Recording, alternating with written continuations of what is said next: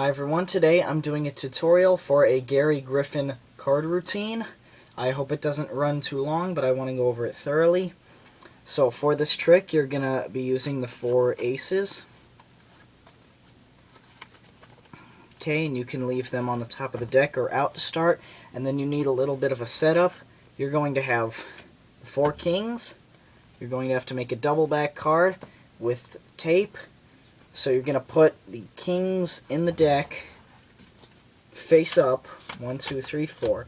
You're going to cover them with your double back card, and then 8 indifferent cards. So 1, 2, 3, 4, 5, 6, 7, 8 of those.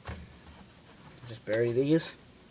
So 8 indifferent cards, double back card, and 4 kings face up is the setup of the deck. You can give the deck a few false cuts, but you can't disturb that order. So then you start the trick, you introduce your aces, and at the start of the trick you want a break under your top 2 cards so that when you square up your aces on top of the deck you can steal away those 2 cards, but as you steal them away, make sure that you also maintain a break between them and the aces as well. So then, with that break in the back and with the 2 cards on the bottom, you're going to introduce your aces, slide off the first ace, whoop, they stuck together, slide off the first ace, flip it over, slide off the second ace, flip it over. After you slide off the second ace, drop those 2 cards from your break. You can cover the deck like this as you do that, and the spectator won't notice because they're just face down cards. Then slide off the ace of diamonds and ace of spades. You just introduced your 4 aces, and then you can deal them back out. But really, now you have 2 indifferent cards here, and only 2 aces in this pack. So then you can flip them over and say you're going to arrange them in a T shape, and they're going to see 2 aces. As you take that one off, and then you're going to flip them over, they've seen 2 aces. So there's that. And now this is a part where you're going to do some explaining to the spectator, and you're going to be handling the cards as if you're going to be showing an example to the spectator, but you're actually going to be handling these cards with a purpose. So what you're going to do is you're going to explain to the spectator that I'm going to put 3 cards on one of the aces, and then 1 indifferent card here, and I want the ace to jump here. But as you're explaining that, this is how it's going to look. You're going to say, I want 3 cards to put on one of these. And then you're going to just sort of square it up and keep talking. And then you're going to say, but before I take that, I'm going to take 1 of those 3 indifferent cards. Now what you just did is you squared up 3 cards to look like 1 and took 2 more so it looks like 3, just like that. So you're actually holding 5 cards here. But you're just, the spectator doesn't even think this matters. So you're going to say, I'm going to take 1 of those indifferent cards. You can even show them. And now this is also important. You're going to say, and I'm going to set that 1 card right here. What you just did is you square it up, and you put this card here almost as an example to them, and then you make sure to bury it. So once again, you're going to deal off 3 cards to yourself, say I'm going to put 3 cards here, but before I put those 3 cards, and as you say, before I put those 3, you can square those 3 that you originally dealt off and deal off 2 more, so that you have 3, and say, but before I put those 3 on there, I'm going to put 1 right here as an example. So that move is so that you get an ace to the proper position. So after you do that, then you can just say, alright, let's put an indifferent card right on top of this ace. Then you do a double lift, show the 5 of diamonds, put this here, this is really an ace, and then you deal off 3 cards to yourself and say you're going to put them on the first ace. And then you can set the deck down, say here's where some magic happens, and say I'm going to have the 5 of diamonds jump from here to here. And now you can either do just a 1, 2, 3, 4 count, and then say here's 3 indifferent cards as you'd expect, but the 5 of diamonds is now jumped.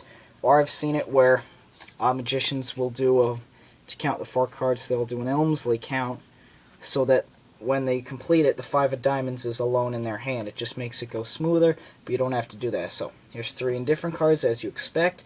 But I'm going to have the 5 of diamonds jump right over here, which means that our first ace has jumped over here. So that's how that works. And then you're going to do that again. You're going to do a double lift to show an indifferent card, the Queen of Spades. So you're going to put the Queen of Spades here. It's really an ace. And then thumb off 3 cards here. Don't flash those kings. Put them here. And say, going to give it a snap. And over here are some indifferent cards. But I have the Queen of Spades jump over here too. And the ace jumps right over here. So again, I did that with an Elmsley count and just seeing if I could make it go a little smoother. So here's your indifferent cards. You can almost set these aside now.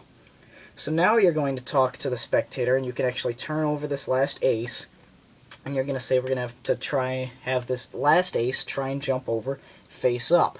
As you're doing all this talking, this is probably the hardest part of the trick. You want to get a break under these 5 cards, your double back and your 4 face-up kings, without them really noticing. So you're going to be talking a lot. You're going to grab that break there.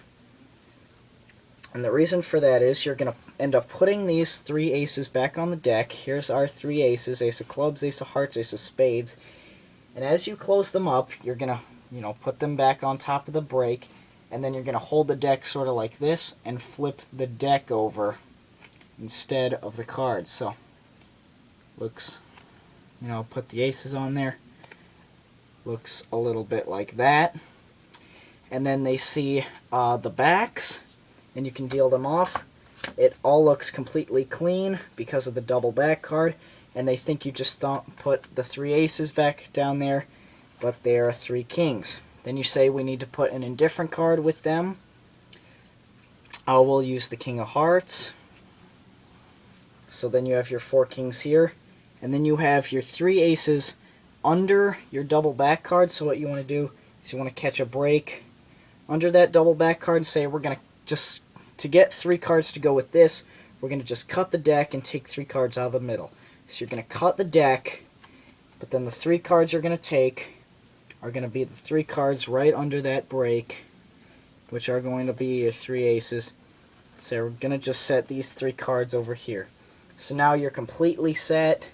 You're going to say, okay, we're going to try and have this ace jump over here even though it's face up. You can sort of square them up and say, okay. And then, oh, it didn't jump. Let's try this again. Don't blink. Oh, it didn't jump. And then you can reveal the reason it didn't jump is because it's already with the other 4 aces. And over here, we have the King of Hearts, as you'd expect, but they're not going to get outdone by the aces. And then your big finale. The kings are all with it too. So the effect is that you had some aces, and that you'd lay down an indifferent card and the aces would jump. And then you finally have the big finale where all the aces come back to the last ace. And then an even bigger finish, you have the 4 kings up here too. So that's a card routine. I don't actually know the name of it. It's by Gerry Griffin. I hope I'm not running too long. I hope you'd enjoyed this tutorial. So, yep. See ya.